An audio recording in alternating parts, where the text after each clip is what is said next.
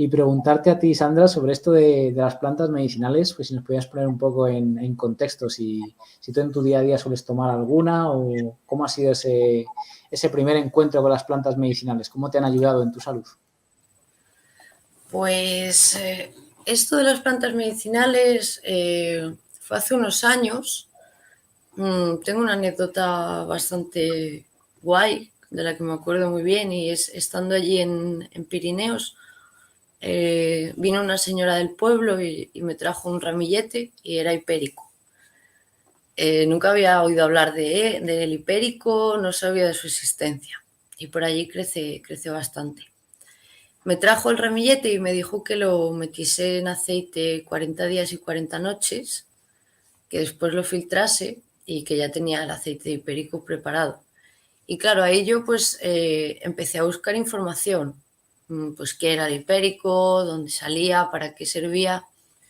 Y me llamó muchísimo la atención que una planta pudiese ayudar en problemas como pueden ser la depresión, la ansiedad, que son temas que hoy en día se tratan con fármacos y con cosas que no nos hacen muy bien al cuerpo. Entonces me asombró cómo esa planta tenía unos estudios tan buenos y podía ayudar tanto en ese tema.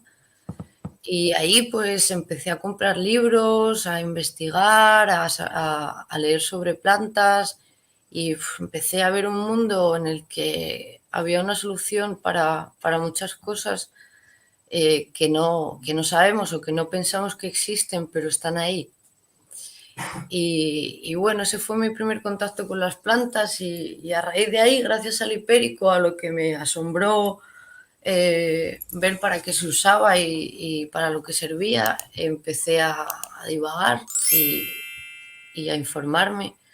Y ahí empezó todo un poco aparte de que ya me gusta mucho la naturaleza, entonces es fácil enlazarlo.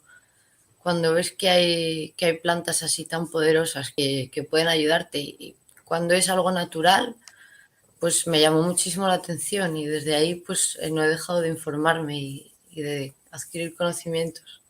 O sea, que fue como la semillita, ¿no? Y por cierto, ¿qué cara se te quedó cuando hiciste esa maceración por primera vez? De ver ese líquido rojo de hipérico. Pues al principio pensaba que lo había hecho mal, porque claro, yo vi ese color así tan rojo pero bueno, luego pues eso, informándome vi que no, que estaba bien, que era el color que se le queda. La verdad que fue una anécdota que me dejó tan sorprendida que fue gracias a eso por lo que empecé a adquirir más conocimientos porque me pareció una pasada. Qué Y bueno, el qué bueno. hipérico muy bonito y dónde crece y cómo es y fue gracias al hipérico.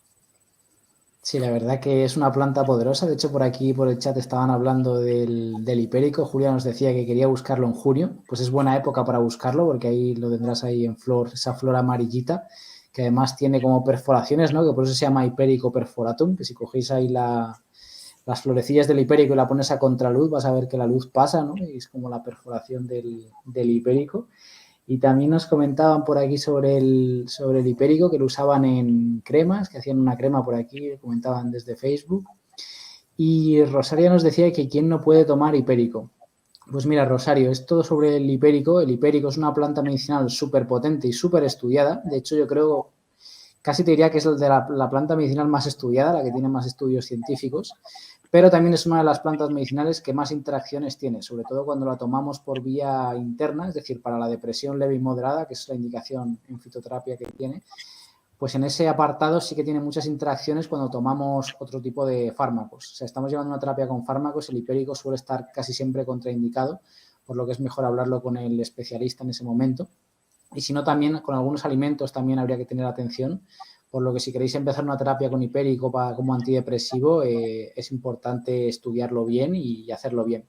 Pero es una planta muy potente y a nivel de la piel, es decir, por vía tópica, sí que sirve mucho a nivel de cicatrizar heridas. Y bueno, en general, como ha dicho Sandra, pues es una planta mágica, ¿no? Todo lo que estábamos diciendo, a mí también me encanta.